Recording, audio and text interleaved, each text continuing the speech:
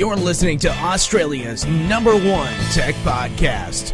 Every week, join hosts Brad and Jason here on the Tech Webcast. Download our iPhone app, follow us on Twitter at Tech Webcast, and visit us online at techwebcast.info. Here are your hosts, Brad and Jason. Welcome to episode 156 of the Tech Webcast podcast, recorded on Saturday, the 1st of October 2011. Tech Webcast is recorded live every Saturday and rebroadcast on Aussie Tech Heads on Thursday nights at 7. Today's hosts are Brad, Jason and Aaron. Our special guest is Dan McDermott, a Google Plus podcaster. Good afternoon, Brad. Hey, Jason, how are you, mate? Pretty good. It's a bit rainy around here. It's raining here in Melbourne also. We had some bad storms the other day, which is pretty good. Yeah, I'm up on the mid-north coast, and they've got a fate here somewhere with a Ferris wheel and a light aircraft crashed into the top of the Ferris wheel. Oh, wow, that's crazy. It's stuck in the Ferris wheel. It had two people on the plane, and there were only two kids on the Ferris wheel who didn't get hit by the plane, but the plane is now stuck in the Ferris wheel, and emergency services are there because there's aviation fuel leaking and oh my God, all sorts of stuff. But apparently it's at a nearby airstrip, which is almost right at the show, wow. And the plane was trying to take off, and it didn't get up high enough to clear the Ferris wheel and smashed into the top of it and got stuck. So, jeez. Fortunately, nobody was hurt by the look of it, but yeah, pretty bizarre stuff for a country town to happen. Unbelievable. What do you do? You're in Taree, is that correct? Yeah. In Taree, yeah, that's good. You're in there for... Yeah, just near here is where it happened. Yeah, that's good. Okay, that's just getting away for the holiday long weekend. Good on you. Long weekend, Monday off? Yep. Oh, good on you. So I'm staying here till Monday, head back down. Good on you. You need a break. Yeah. So, and yeah. Hey, Aaron. And we've got Aaron. Hey, Aaron, how are you, mate? Hey, really good. I'm just chilling out on the lovely Gold Coast with beautiful weather, not putting up with rain like you suckers. Shut up. You suck. Oh, well. Someone needs rain in here. And also, we've got Dan McDermott. Hey, Dan. Hey, great to be here. How you guys doing? I'm going pretty Welcome well, to the show. Welcome to the show, as always. Thanks. Yes, Tech Webcast, and this is episode 156. Leave some comments on iTunes. Could please? That would be great if you could.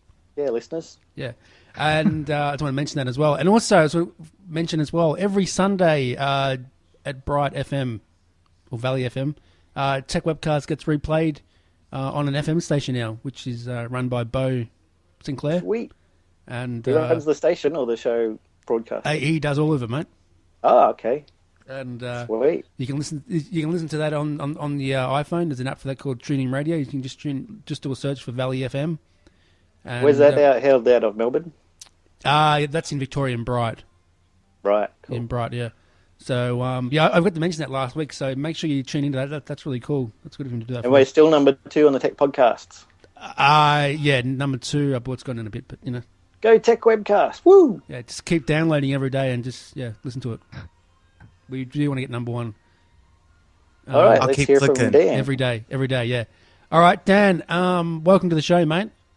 Thanks so much. I've watched you guys on YouTube, and I've listened to your podcast. And I actually, before we interacted, I remembered checking it out once, and I was impressed. It was really interesting, especially because it's in Australia, where I've never been. My sister's been to Australia. Cool. But I haven't, and but you know, technology is a universal language that folks understand, and we're all sort of sharing the same services now. So it's a great time, really. If you're interested in this kind of thing, this is the best time to be involved in it. It's really exciting. For sure. Now we've got some tech news from Jason. I'm going to quickly just play that real quick to get that out of the way, and we'll come back. Now, if you want to go get a drink or something, this probably would be a good time. 4 minutes, and. Back after this, and we've got some questions for for Dan, sorry. Getting them two names mixed up. And now for the Tech Webcast news. Apple fears the Samsung Galaxy Tab 10.1 will launch onto the market with the velocity of a fire hose and take away iPad 2 sales so quickly that customers may be permanently seduced away from Apple's iOS platform, its lawyers told the federal court in Sydney. Apple is suing Samsung for patent infringement, arguing the firm slavishly copied its iPad. The interlocutory hearing, which is considering whether Samsung's competing tablet should be banned from the Australian market, revealed for the first time how serious a threat Apple regards Samsung to be. Samsung has agreed not to market nor sell the Galaxy Tab 10.1 in Australia until Justice Annabelle Bennett makes a decision, but some online sellers such as Kogan have already attempted parallel imports. Responding to questions from Justice Bennett about whether Samsung's model could be singled out, given there are other Android-based tablets on the market, Apple's lawyer said it saw the Galaxy Tab 10.1 as the main competitor to the iPad. This is vastly the one that is going to be targeting the iPad 2, Apple's counsel said.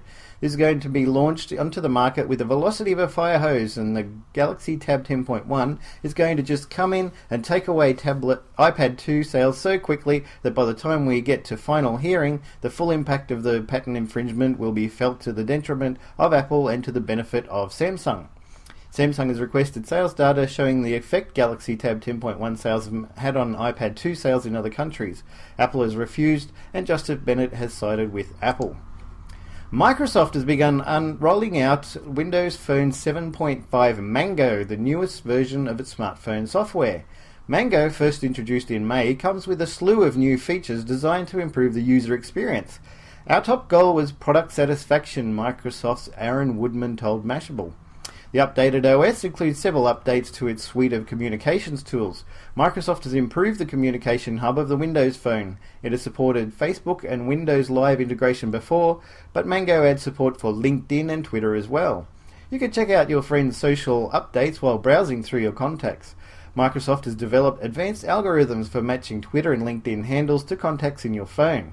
Microsoft is also introducing grouped features, including the ability to send instant messages to small groups and threaded conversations for Facebook and Windows Live messaging, in addition to SMS. And Amazon, the world's largest online retailer, has unveiled its Kindle Fire tablet computer, taking aim at Apple's best-selling iPad with a device that's smaller and less than half the price. The Kindle Fire will have a 7-inch display and sell for US $199 compared with $579 for Apple's cheapest iPad in Australia, Amazon executive said. The device, a souped-up version of the Kindle electronic book reader, will run on Google's Android software, the Seattle-based company said. Amazon also introduced a touchscreen version of its e-reader to be called Kindle Touch. Today, Kindle Fire and Kindle Touch are available only in the US, a spokeswoman for the company said. Chief Executive Officer Jeff Bezos is betting he can harness Amazon's dominance in e-commerce to pose a real challenge to Apple's iPad after tablets from rivals such as Hewlett-Packard and Research in Motion have fallen short. Sales of Amazon's electronic books, movies and music on the device may help make up for the narrower profit margins that are likely to result from the low price, said Brian Blair, an analyst at Wedge Partners in New York. Amazon is really the only other potential tablet player that has similar offering to what Apple has, Blair said in an interview last week. If you look across their product offerings, they have content that none of the other tablet makers currently have because they have content on the media side. Some analysts have speculated that Amazon would sell the tablet at a loss. Bezos said that isn't the case, but the company is happy with the slimmer profit margin than other manufacturers. We want the hardware device to be profitable and the content to be profitable. We really don't want one to subsidise the other, Bezos says. And that's the news for today. That is the news indeed. Thanks, Jason, for recording that for us, mate. That's all right. And the other interesting thing that I was just reading today, that it's possible that Amazon is going to take HP's Palm unit and integrate them in for future Kindle stuff. Wow. Okay. That's big. That is big, yeah. What about you, Aaron? What are your thoughts on them news stories, mate? Well, in terms of the Kindle Fire, yeah, there's definitely credibility to WebOS being acquired by Amazon, mainly for the fact that Microsoft is suing anyone that uses Android powering their devices. So, which means that Microsoft would soon come after Amazon for using that operating system. And I'm to understand that Microsoft have existing agreements in place in terms of patent protection for Linux, because Linux is used behind the OS for Kindle, but those agreements don't extend to Android. So it could come to a point where Amazon might want to pick up WebOS just to sort of sidestep that issue and also get some patents along the way so no one tries to sue them. And even if they just got the talent, it'd still be brilliant for them. Oh, definitely, yeah. It could be pretty interesting, especially for the fact that HTML apps are the future, HTML5 apps, and that's really the premise that WebOS is built on top of, to use those technologies to build apps with. So it could be interesting. I really don't know at this stage, but it's definitely a big rumor. I'd say it's 50-50 whether it's true or not, but there's definitely credibility to it.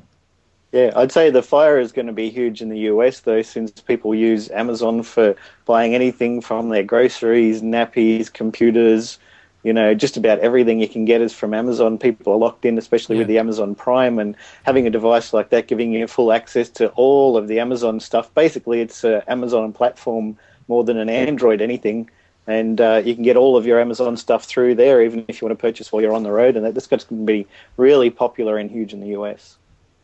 Yeah, I actually thought, Dan, your opinion on this would be really interesting because definitely Amazon has a much huger influence in the US than in Australia. How do you see the Kindle Fire going down in the US? Well, it's interesting because I actually they had a big story. The first thing I want to I'll answer that, but the first I got a question on what you said about WebOS and the potential for the Kindle. Are they patent suit proof? I mean, if they were to produce a product, if Amazon were to purchase WebOS or Palm from HP, is WebOS built on other technologies that could potentially open them up to patent suits, or is it sort of a patent suit proof platform? Well, basically, WebOS is built on top of Linux, so there's always a threat of being sued by Microsoft because Microsoft claimed to have 230-something patents that Linux infringes. But the thing with Palm, and the reason why no one's ever touched them, is that Palm has been around forever, right from the Palm Pilot days. And so they got a lot of the early patents for handheld devices as well as software techniques on a handheld device. And so anyone who wants to actually try to sue Palm are only going to get countersued by them for patents that they hold on a bunch of things. So it seems to be that Palm is the one business that everyone's left alone for fear of retribution. You know what I mean? So to answer your question, definitely they would be left alone, definitely. A lot of the reason that Google is buying Motorola Mobility for their incredible patent portfolio. And since they lost out on that deal where they were trying to buy, was it Nortel? And they were bidding different stages of pi and different unique numbers. But the patent thing has exploded. It's a huge deal. And it seems like the consumers are just, I mean, they're suing each other. They're wasting all this money. The lawyers are the only people benefiting, really, because they all seem to settle, and then they get sued back the next week, and then somebody buys another company to get some more patents, and then they back off. It just seems like a waste of time, and they really should spend more time trying to beat the other company fair and square in terms of developing a better product, the way Amazon is going after the iPad and other tablets by creating an everyman's iPad, sort of like in America. I guess they have the same brands there, but like take T-shirts, right? You've got Nike T-shirts and you've got Hanes. Well, Nike is more expensive, Calvin Klein, Nike, whatever, and there'll always be a market for that, and that's the iPad. It appeals to folks with a little more disposable income, first adopters, and then you've got the Hanes crowd that is like your everyday man who's buying that, and there's a market for both. But the WebOS thing is really interesting, and I'm a former Palm person. I had a Palm Trio, and then I went to BlackBerry, and then I went basically to use Google Plus was the motivating factor, but then I ended up getting an Android phone. And when I switched from the BlackBerry to the Android, it was like switching from a calculator to my first computer. I was blown away by what you could do. It's really that dramatic. I mean, I know Barack Obama, our president, has a BlackBerry, and he probably has 6 guys with cases to keep it secure. But my goodness, it's once you go to either an iPhone or an Android or any kind of smartphone, a real smartphone versus what the BlackBerry offers, it's no wonder that RIM's in the tank. But I'm changing the subject on you. With patents, it's definitely interesting. it's obviously it's not fair. It's holding everyone back, but nonetheless, Android has been a way for Amazon to just jump into that main discussion. And I was just saying to the boys before we started recording that I really feel now that Amazon have joined that top tier of discussion. Now it used to be just Apple and Microsoft. Now it's Apple and Microsoft and Google, and now honestly, I believe it's Apple, Microsoft, Google, and Amazon. They've joined that top tier now, and Amazon is just Android, I should say. It's just been a way for them to just, as a stopgap measure, to jump into that top tier discussion. And, I'm reading today that Google aren't very happy about it, that they've used Android in such a way to power these devices whilst ditching the entire UI. But nonetheless, they've joined that top tier. This Kindle Fire is definitely looking like it can go places. And yeah, I'm coming back to the earlier question, really interested to hear what you think about what people are saying in the US, whether they're excited about the Kindle Fire, whether they really think that a lot of people will buy them, and what they think that they can do with them. Yeah, it's huge. It's sort of like if McDonald's all of a sudden introduced the mixed cell phone. I mean, it would have an immediate widespread impact, right? Yeah, it would be dramatic. Yeah. It would be an overnight game changer, and that's the case here because Amazon is known for low prices, and you often, unless you're in a few specific states, you don't have to pay sales tax, which is 4 or 5%. But really, they're just it's a lot cheaper to run a business over the internet than to have footprints all across the country and pay managers and buy real estate and all this stuff. So they have an advantage, and they've just gotten so good. And remember when they started out, they lost money for years, like a decade. And they were just popular. They started out selling books and then, going on, and it just grew and grew. But it was just unbelievable that the rumors started coming out that they were going to release some kind of tablet. And a lot of us folks have been saying, as I'm sure many of you have, is that the iPad is a great tablet and that all the others, they're fine too. Some have certain features that are better. Maybe they had a front camera or whatever first, or, blah, blah, blah. But the bottom line is nobody has a tablet that completely blows away the iPad, that makes it look like a ghetto Nokia phone from 1998. So they're all trying to charge the same price. That's BlackBerry's problem. That was HP's problem. Everybody. They think that if you're going to introduce the Hanes shirt, that you can charge the same as the Nike shirt. Well, given the choice, if it's the same price, I would rather have the Nike logo on my shirt than the Hanes logo, and I would rather enjoy that quality that you get with the Nike logo versus the Hanes logo, and you can't. So that was the big thing. I was like just racking my brain. I was like, what is wrong with these people? They think that they can take their knockoffs and charge the same price as the original, but then the bigger problem is that all these tablets are expensive, and they can't really subsidize them because most people just want the Wi-Fi version because they don't want to lock into a 2-year agreement with some telco and have it subsidized and be $50, $100. So Amazon is like the perfect storm.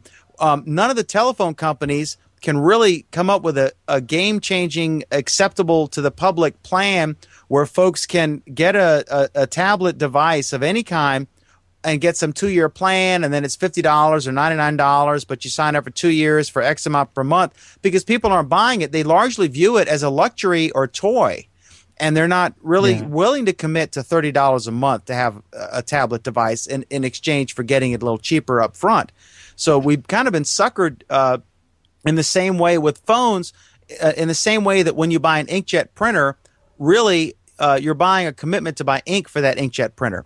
And if you do the math, I know I'm sitting 10 feet away from a printing press, printing ink because I'm in the newspaper business. But real ink is like $30 a gallon. When they print newspapers or offset press, actual really good quality professional ink that you would read from a magazine, newspaper, $30, $40 a gallon. Inkjet ink is $10,000 a gallon. And it's shocking, but that's kind of the same thing. It's like you think, oh, I'm getting a free phone, but you're locking in for 2 years. And so that didn't sell with the tablets because you got to have a phone, but you don't have to have a tablet.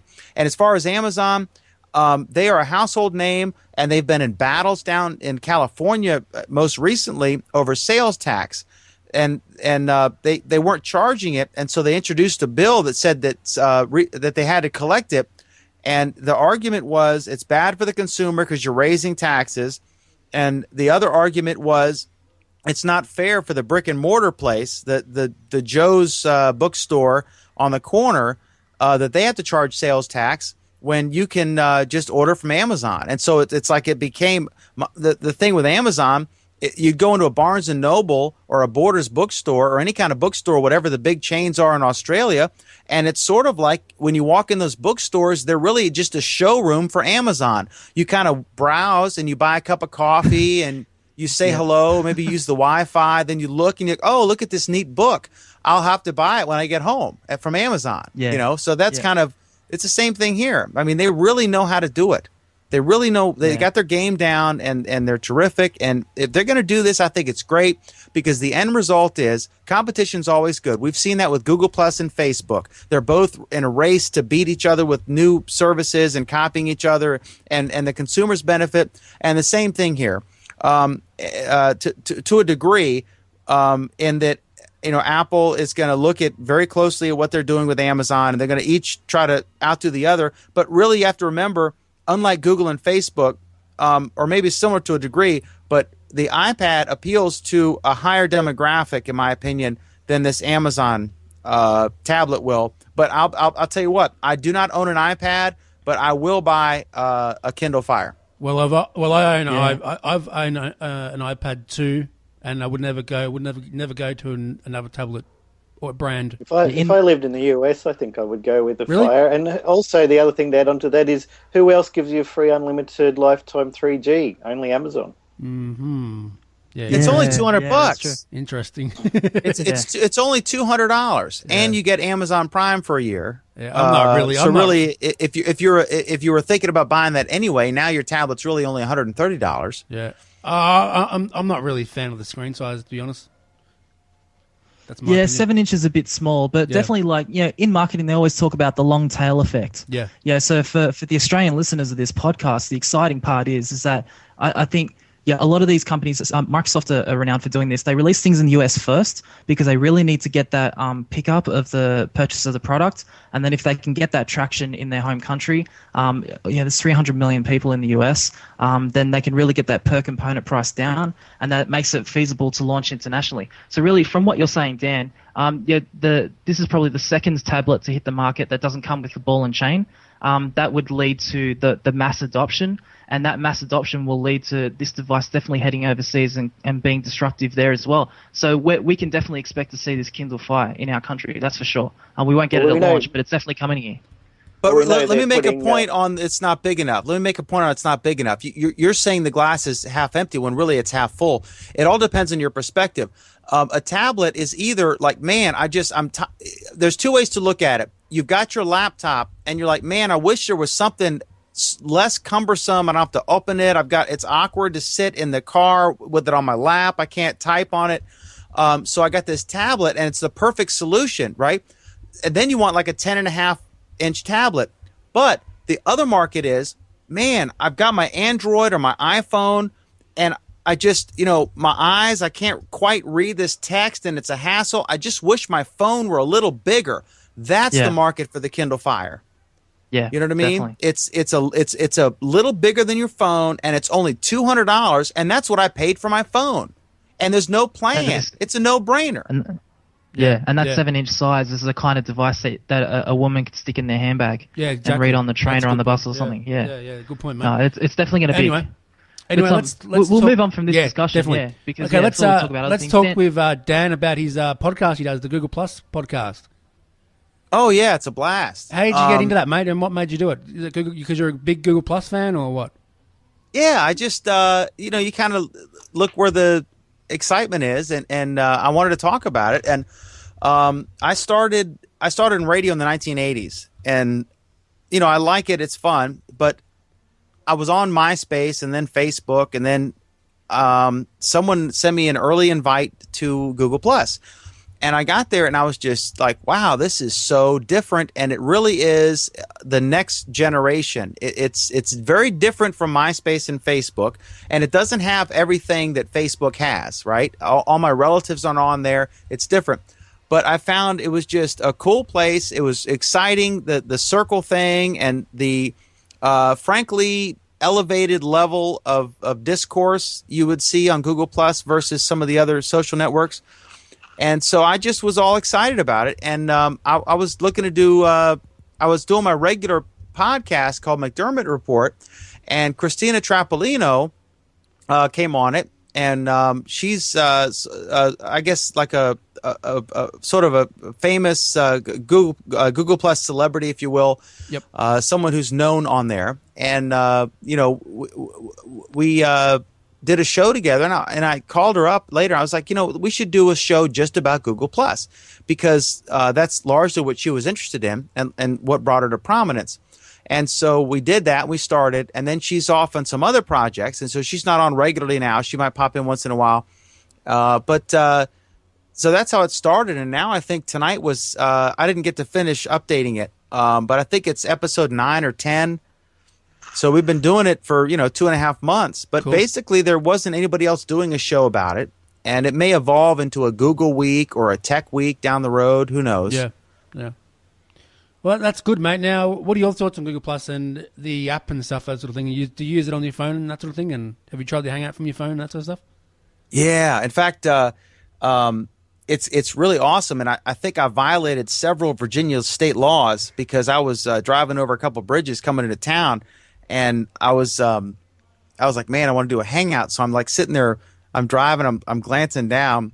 If any police are listening, I'm just kidding. I'm making this up as I go. But I was driving across the bridges, and I was like looking down, and the big frustration was I was trying to find a Hangout. Finally, I found one, so I clicked on it, and I mean, it was awesome. It was I was talking to, I forget where they were, and I was just what's up, and it was just shocking. It was kind of like when Google Plus first started. You were just so amazed at the technology and the Hangouts and all this other stuff. But yeah, the apps are great because they just added the ability to join a Hangout from your phone, right? And before it was just you could do this, frankly, I don't want to be negative, but largely useless Huddle, which is now called Messenger, because they restrict it to solely mobile. Well, that's just not practical. I mean, the reason Google Talk is so popular versus the reason it's even more popular once you discover it than BlackBerry Messenger is because it follows you. You can be on your phone, and then you walk in the house, and then you can continue the conversation on your desktop, and then you can go out by the pool with your iPad or iPhone or whatever, and you can continue the conversation there. And the conversation follows you, whereas BlackBerry Messenger and traditional text messaging are device dependent. Sort of locks you into the one platform. Yeah, but Google Talk follows you. And now I've just got Skype both ways on this phone. I mean, it's amazing that the technology just. I mean, I don't know how many times you can possibly be surprised. Yeah, and it just keeps coming. It does, mate. It does. Now, what phone do you have?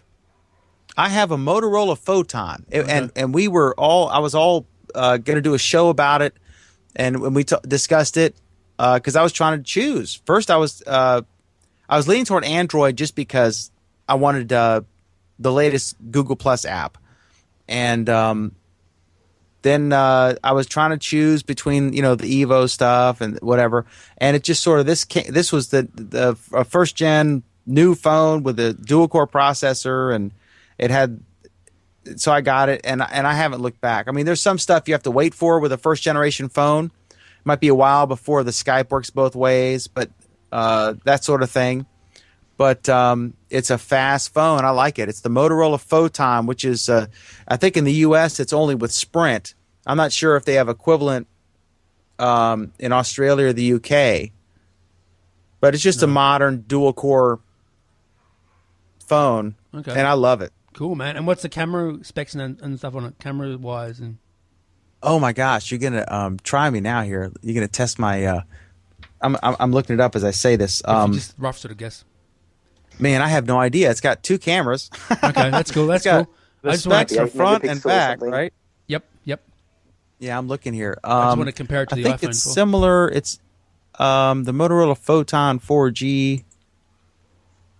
So you have 4G where you live, Dan?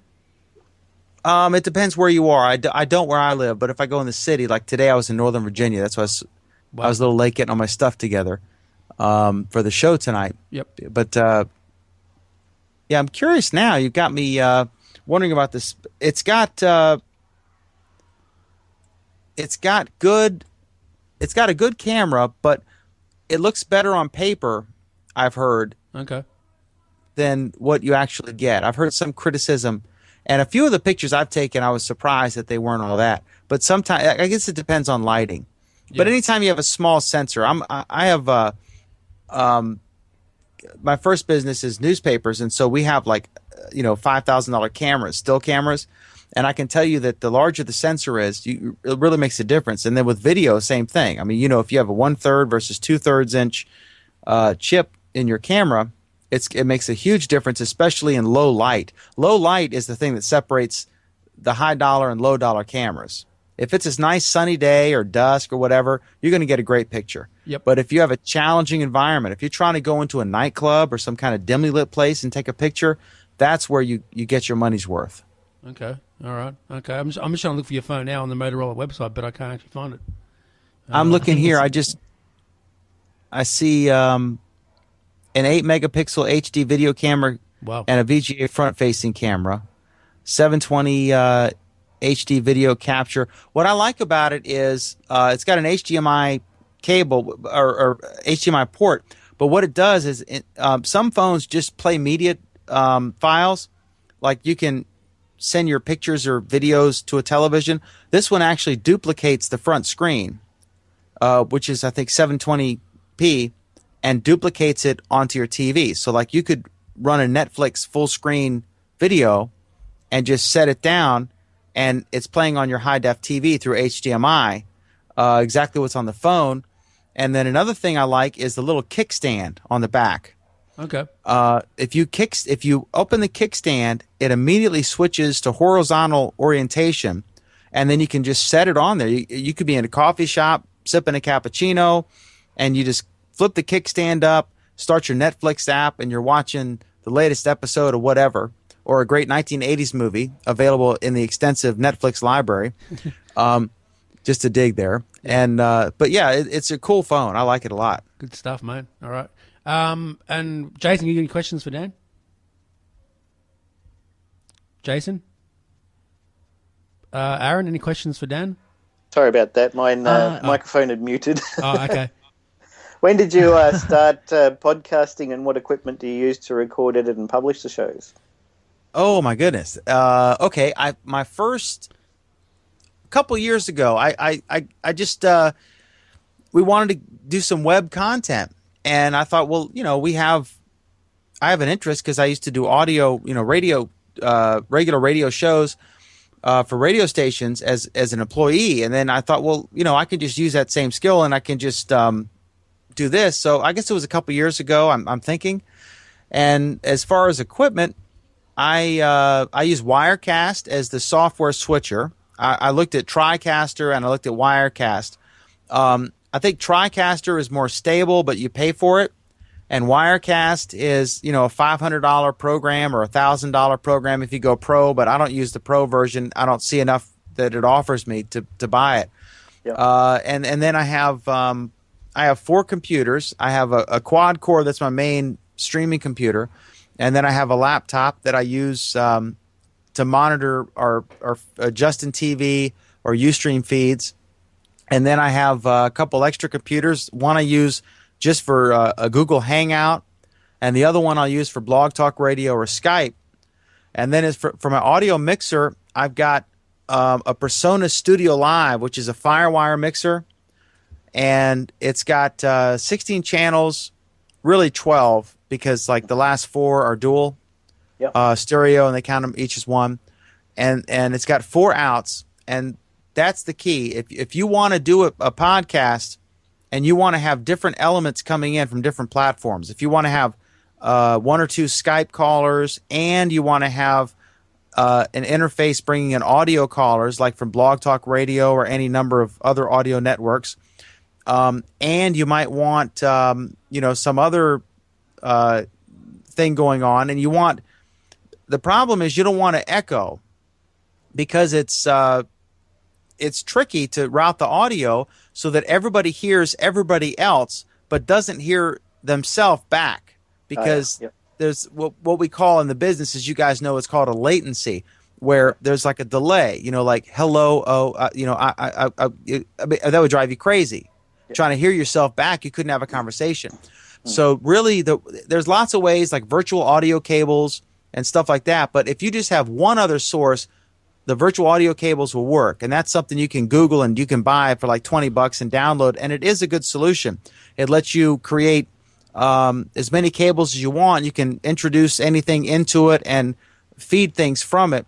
But it's not a solution if you have multiple sources. Like if you had 3 different Skype callers, and you can put all the Skype callers on a screen, like what is it, up to 6 or 8 different ones? The problem is, how do you mute them individually? How do you bring them in so that if Brad is coughing or someone starts typing, right, you can turn that volume down a little bit and bring it way up when you say, hey, Brad, what do you think about this? Well, you don't have that ability unless you can take each source as a separate channel on your audio mixer. And so that's what this board does for me. But it wasn't cheap. It was like $1,200. Wow. That's worth it. Oh, yeah. So all your shows are recorded and shown live? You don't have any that are archived? They're all archived on YouTube. My YouTube channel is Daniel P. McDermott. I get Brad can stick it in the comments because it's a weird spelling thing. But you do that yourself, or does that come from one of your pre-record shows? Live? What I do, like the actual thing is, I'll start, and like your show, it's you want to gear it toward audio because a lot of people will listen rather than watch, and Twit's like that. Leo Laporte's shows, the majority of people have traditionally listened, not watched. The Twit Network shows. That may change now as they've spent $1 million on a fancy studio and marketed it better that way. But yeah, so what I do is like I'll post something in Plus and on Facebook. I'll say, okay, we're gonna do the show tonight. Here are the topics.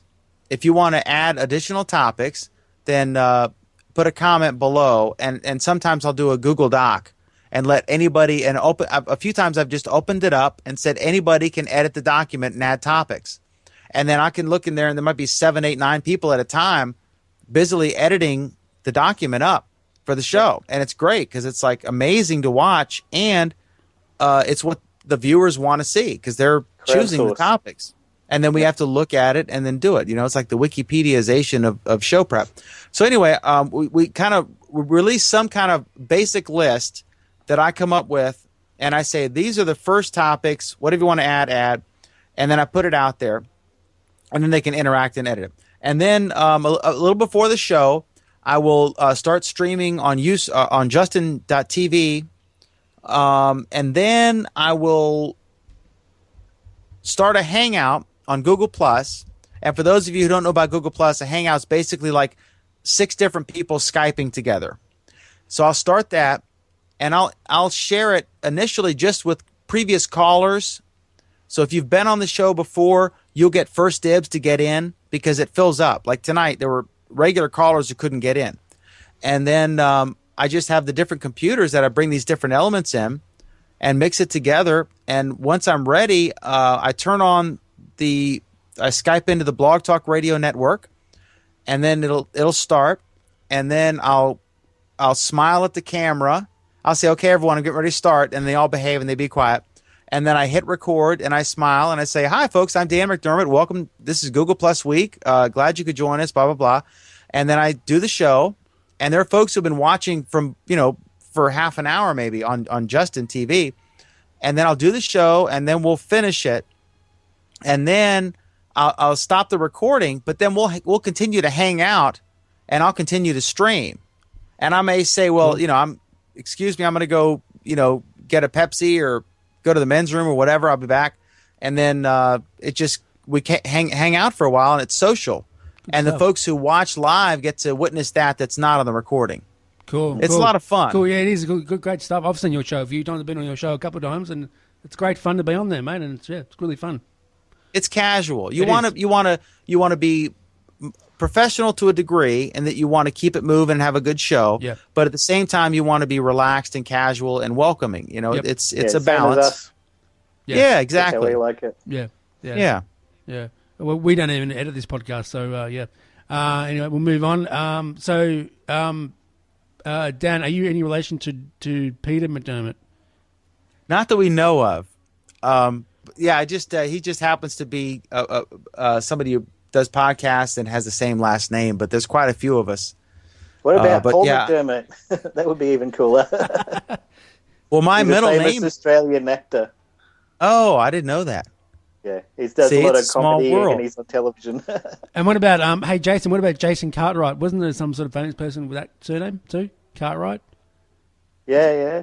Beck I Cartwright. can't remember. Rebecca Cartwright. Yeah, from the Cowboy Show, from Ben Bonanza. Cartwright from Bonanza, yeah. Ben Yeah. Cartwright. And Lorne Green, yeah. Great show. All right. Yeah. Okay, so mate, when's your next show live? We're gonna head this up now and finish up. Yep. Mine is probably Monday night. Most nights I do it if I can line up the guest, and unless there's breaking news, because sometimes stuff happens and I have to roll out and direct traffic or whatever. Yep.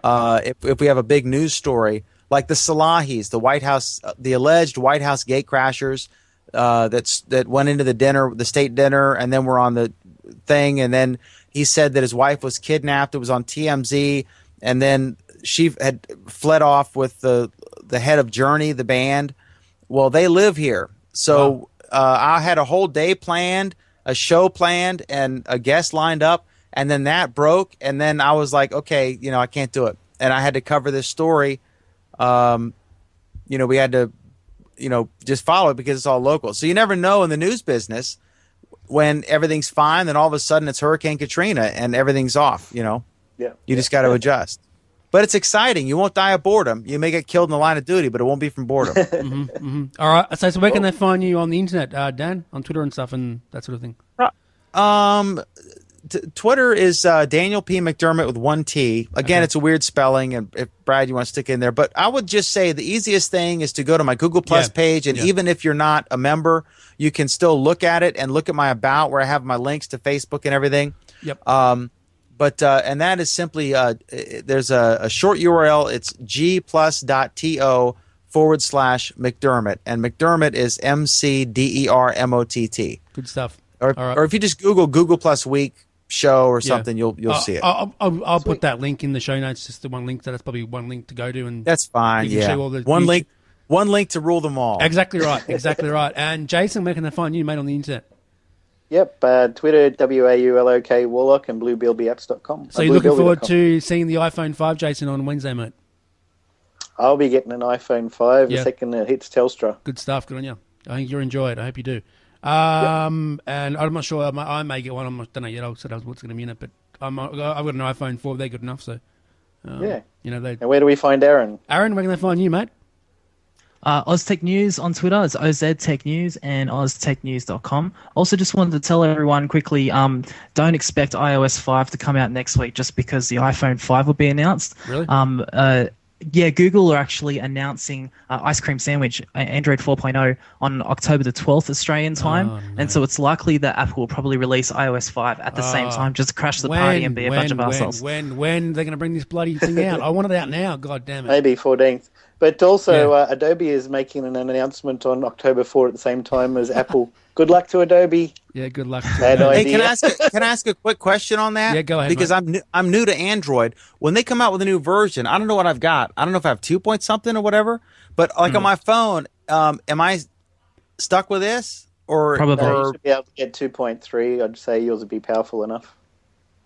But the new stuff is going to be for the next generation of phones. Yes. Probably because you've got a 4G phone, you probably will get the update. But I wouldn't expect many people. I wouldn't expect many handsets to get the ice cream sandwich update because it'll be built from the ground up for dual core processors. So yours has the dual core processor. You'll probably get it. Yeah. All right. Cool. The HTC Desire won't get the 2.3 even, let alone anything else. All right. Big show next week. We'll have Apple announcements, that sort of thing, and iPhone 5 discussion, and should be great. Can't wait.